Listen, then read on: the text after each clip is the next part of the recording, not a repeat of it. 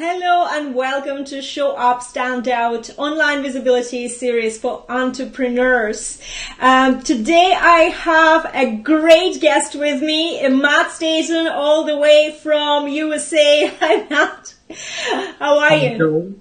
Awesome. Thanks for joining me. We have a history, we know each other for a good few, maybe a year or so, and we kind of watch each other do online stuff, which is very fascinating. Well, for me, watching Matt's journey was very, very fascinating, because he just went and he appeared and then just went, whoa, and took over the world. And I want to know what he did, and I want to pick his brain, and I hope that you will enjoy watching me picking his brain too. So before we go a little bit into that, let's talk a little bit about Matt's background. For those people who don't know who he is the founder of Morivago. How am I pronouncing it right? Morivago. That's how I always said. Jesus, and that's yes. I got a bit of a panic attack. I said, did I ever pronounce it right? But I actually did. So Morivago, which I love and I use on all my sites. So it's a brilliant social proof widget that just allows you to encourage a little bit your visitors to purchase your products, and it really, really works. So but that happened recently, and before that you founded a Facebook group called Affiliate Blueprint Marketing, and that went as well, just like an explosion. So I'm going to pass it on to you, Matt, and if you can tell us about your background and a little bit about your journey on Facebook in your own words. Awesome. Thanks for having me. I appreciate it. It has been a fun journey, and I remember meeting you, like you said, about a year ago when we first kind of started and whatnot. So background, geez, I came from a lower middle class, like the low end of I didn't realize we were poor, because when that's all you have to know, it doesn't really matter. But my dad was a cop and my mom was raising four children. And, as the youngest of four, I always had to be thrifty and if we wanted things, we had to, find creative ways to make money. So I was kind of always an entrepreneur, whether it was shoveling snow, mowing lawns, whether it was selling candy bars door to door. Like I literally sold candy bars door to door. Lots of different things that I started. I remember sitting at this one job at a company called insurance.com, where I was in there as as an insurance agent. And I'm sitting there going, there's gotta be more.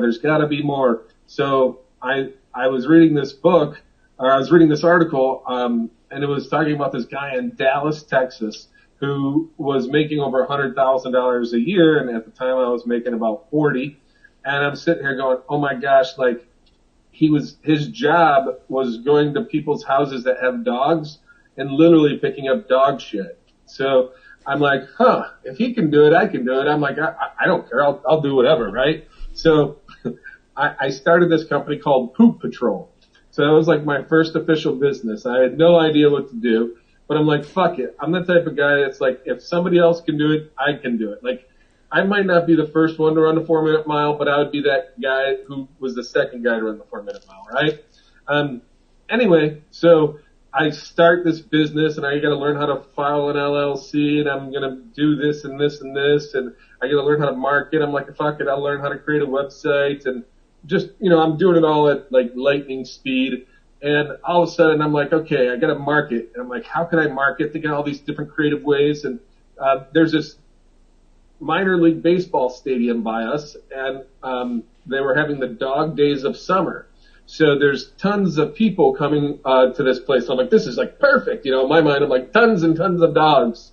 And it's funny because she wasn't my wife at the time, but my current wife, well, my only wife, she's like handing these flyers out to go, like, it's called Poop Patrol again, to pick up dog shit, right? So I like to talk about someone that's Valentine's Day, like she's stuck with me through all the shit, literally. So I'm handing out these pamphlets, and I keep getting these rejections like, dude, I'm from Akron, which is like from Cleveland, like 45 minutes away. And I'm like, gosh, I never thought about like where my audience is coming from. I thought, cool, I get everybody in one spot. but I didn't think of like, hey, these people are dog fanatics and long story short, like, from that aspect, I learned a ton. I learned how to outsource it if I wanted to scale, because if I was doing sales and marketing and all these other pieces, like I was learning so many things. None of it was like, to me, I don't think of anything as a failure. It's a lesson learned. So I could go back and go, I learned from here, I learned from here, I learned either what to do or what not to do. So in that instance, I wouldn't promote that ever again, to that stadium. But I also learned what a lot of people don't factor is like revenue and profit, right? So you'll see I see this in the e-commerce world where people are like, oh, I made 30 grand last month.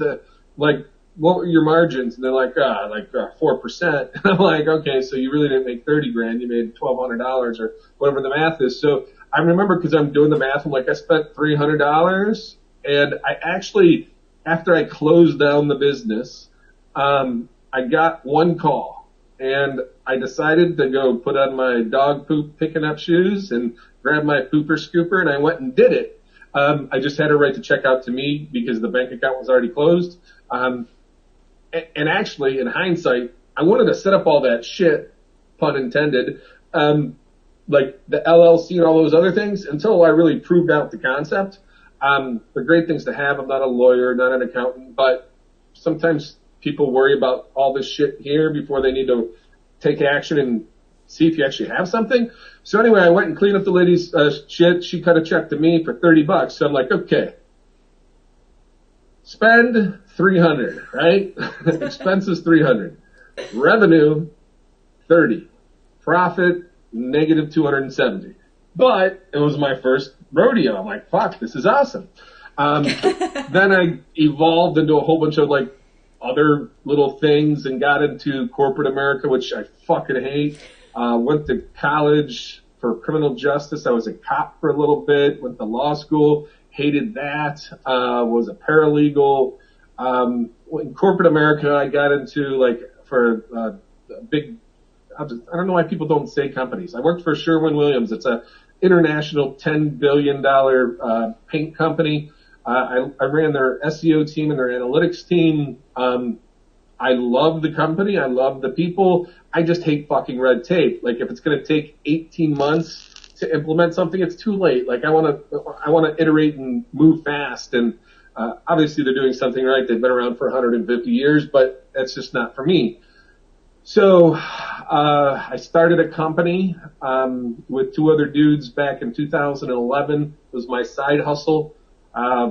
Before you knew it, I think we did $400,000 revenue our first year with like 60% margins.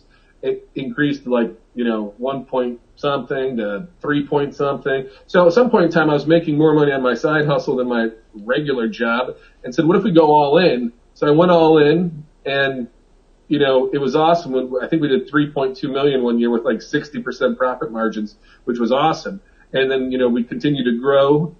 Recently just sold by 33% shares. So I became, jobless again on January 2nd, which is awesome. But I knew it was coming. So I started growing this Facebook group world. Like, I knew nothing about Facebook groups. I remember fuck, I didn't even know what a pin post was. I'm like, what is a pin post? So I just started buying. That's how we met, courses. Isn't it? We were both lurking around and trying to find out how we can build this online stuff. And that's, yes. Yeah.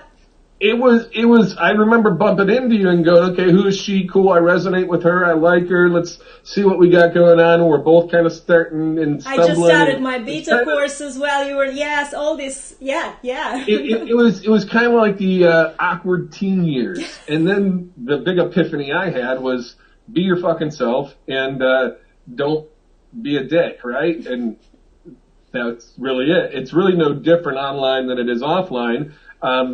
I've learned, I'll tell you, more in the last, let's say, 6 months than I probably have in the last 4 years, because if you surround yourself with awesome people like Juliet here, you literally will just be able to soak in so much more knowledge.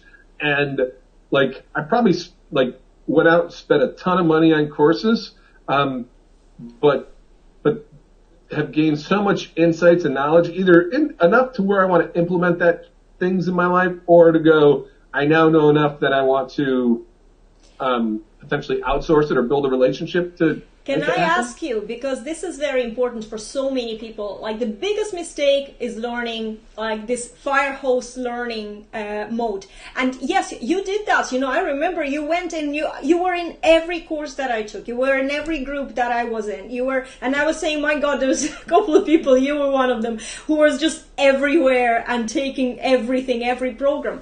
But there is a difference, because I know people who also do that and never move from that point. They still learning. Yes. They're still learning right now, and that's a scary thing, you know. But you were so good at implementing. But would you have an advice for people, like where is that fine line, or how do you approach this huge amount of information, and how do you actually sort of don't get overwhelmed and take that advice so it's productive?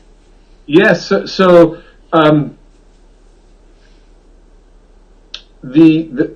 swear to God, this morning, my dog wanted to go out this morning at like 1.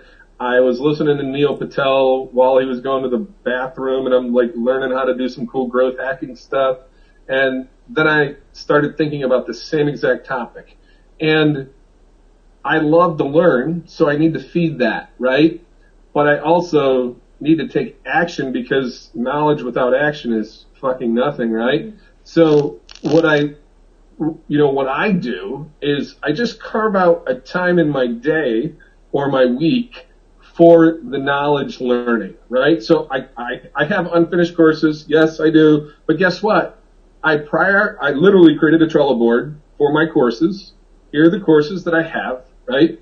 And again, I know that probably for me, because I bought a lot and engaged a lot, and some of it was just learning how things were interacting and learning how people were building value ladders, because that honestly for me was more important than sometimes the course. I don't want to learn Facebook ads. I wanted to see how they built their value ladder, right? So I might not even have known that at the time in which I did it, but I knew I was going to get something from it. Mm-hmm. So I don't mind buying something, especially if it's on the lower end of the, like, hey, if someone's going to offer a fucking special deal, or I'll get in at the bottom rung and during the beta, great. I can circle back in 6 months. I don't need to consume it now. So I have a Trello board that, let's just say, has 10 courses. There's a to-do, a doing, and a done, right?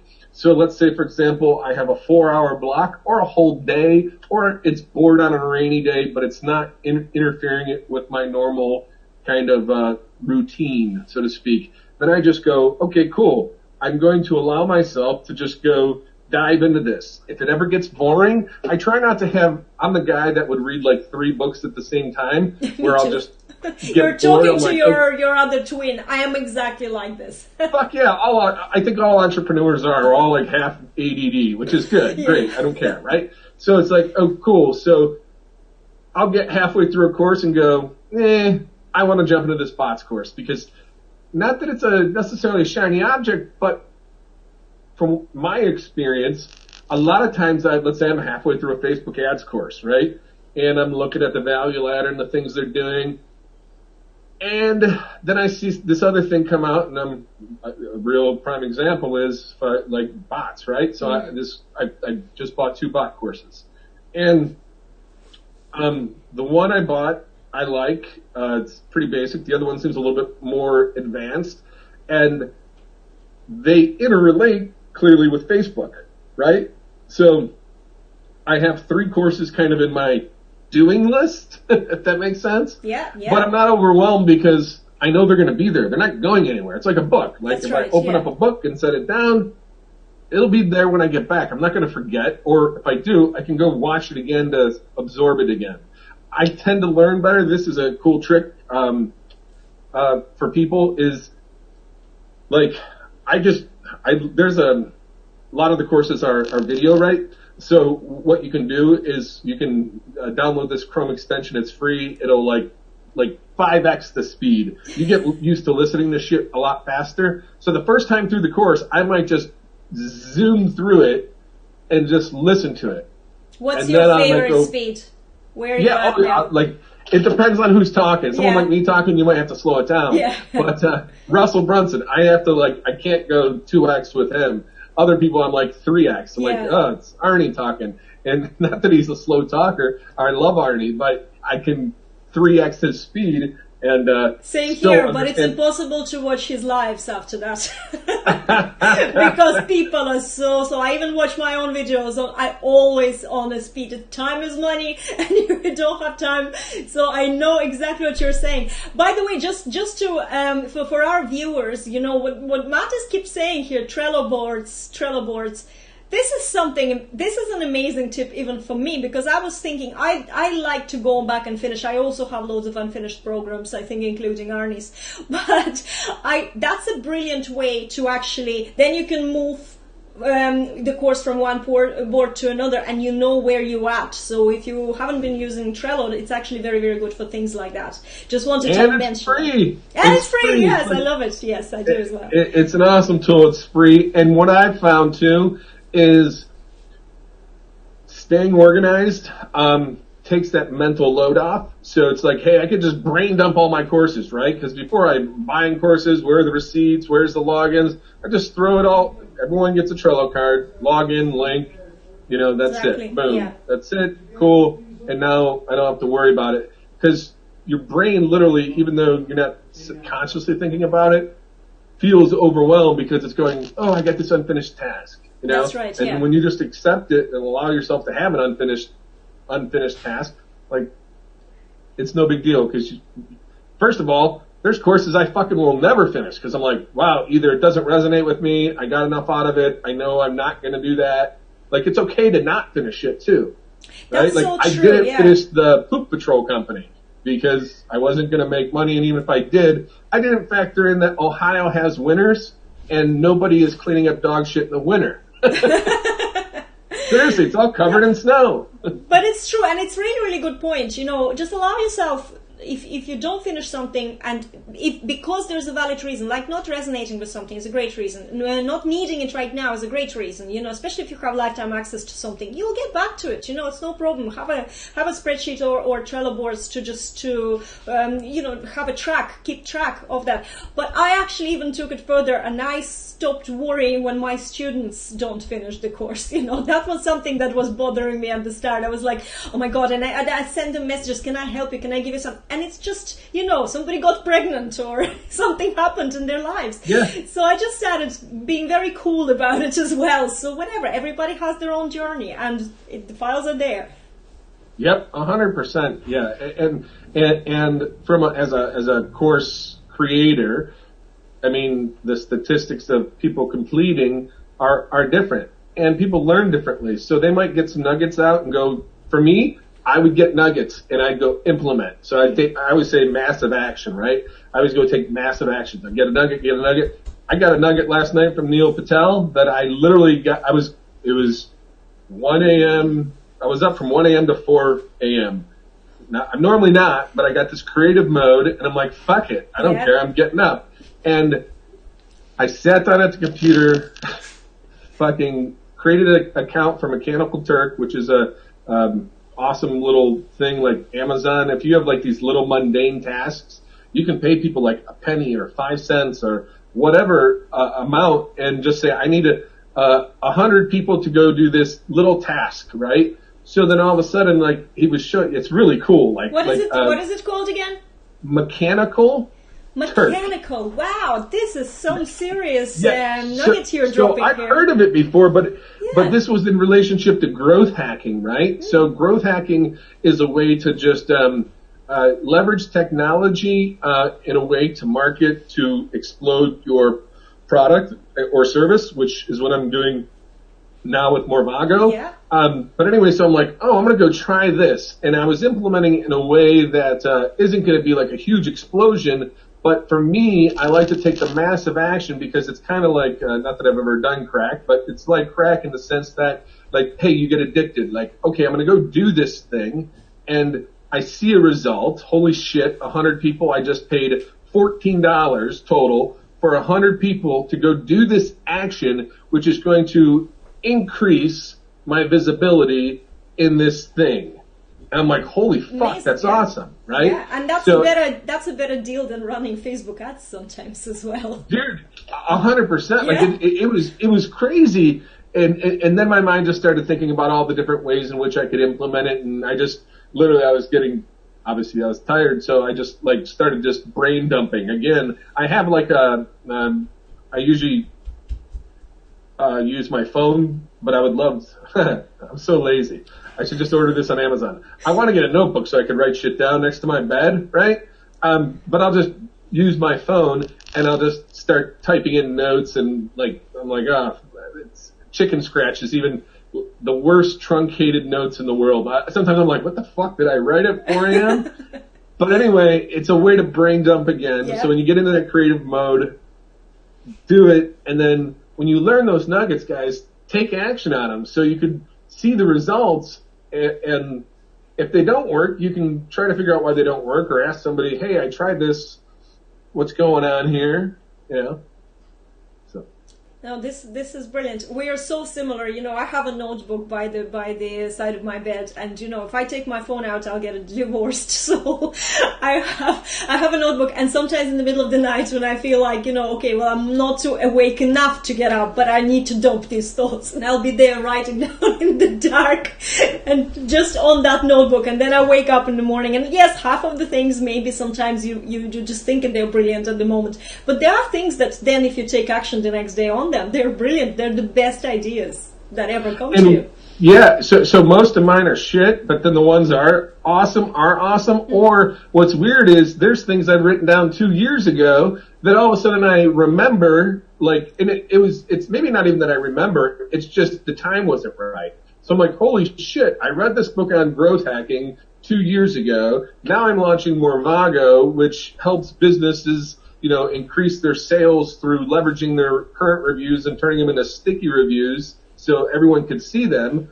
And oh my gosh, this is awesome in which ways I could totally explode growth. So it's like never discount what you've learned along the way. Like those lessons, it's kind of like they say hindsight's 20/20, right? Or I'm going to use a religious example here for a minute is like to me, I believe in God and I sit here and I go, okay, there's shit that I'll never understand, right? There's things I'll never ever know. Now, sometimes in my life, I've gone through a journey and then I'll look back and go, oh, that makes sense. Or at least in my brain, whether it's God's going, yeah, that's right or wrong. But there's other times where I just know, like, dude, I ain't going to fucking worry about that. I'll never know why God, I don't want to say God made me an alcoholic, but I'm an alcoholic, right? So I don't drink. So in this instance, I'm like, well, maybe it's to help other people. Who knows? Sometimes you just got to like, let go and just like trust that. That's right. Yeah. You know, it's going to come to your benefit at some point in time. I'm a big believer with the trust word, and you can package it any way. If you're a religious person, you can package it with, you know, in that context. But trusting is the most important thing that you need to learn to do, I think, and especially if you're an entrepreneur, and especially if you're an online entrepreneur. Just trust the journey. Sometimes things are quiet, sometimes things go much faster, and just enjoy as well. Yeah, totally enjoy the journey. Like I mean, if you think about it, if you're always trying to get to the destination, well, then you're never fucking happy, because as soon as you get to the destination, it's like you grind, you know, you were grinding this whole time or working or whatever you're doing. And like, to me, like this is awesome. Like, to me, I'm living my dream. My goal of the monetary where I want to hit this year is just a fucking goal. I'll create a new one as soon as I exceed it halfway through this year, right? Like, whatever that looks like, but you really enjoying the journey along the way. Yeah, there's going to be ups, there's going to be downs, there's going to be pivots. You know, you're going to, like, again, like Poop Patrol. I'm glad I pivoted from that, right? I'd still be cleaning up dog shit wearing this yellow shirt that I bought with an iron on. You're not doing it for your own dogs. I got three kids, so I make them do it. All right, yeah, well, that's my style of parenting. It works, 100%. But that's going to be another show when we share our parenting advice. That's going to be actually awesome. That's maybe what I'm going to do next year. But thank you so much for joining me. I mean, I really enjoyed it, and I had some other questions I wanted to ask you. But you know what? I think that our conversation was so smooth, and there's so much that the viewers can take. And I love the sort of finishing on the note of trust and enjoying the process, because the overwhelm is the worst thing. It just stops you from doing. And when you relax, slow down, trust, and enjoy the process, everything then starts flowing. I got one last thing. Two. Thank you for having me here. And massive action, guys. You really got to take massive action, because you'll just fucking learn quicker. Like, flat out. You will. That's right. Okay, thank you so much, guys, for watching us, and we will see you in the next episode. Bye, Matt. Bye, everybody. Bye. Bye.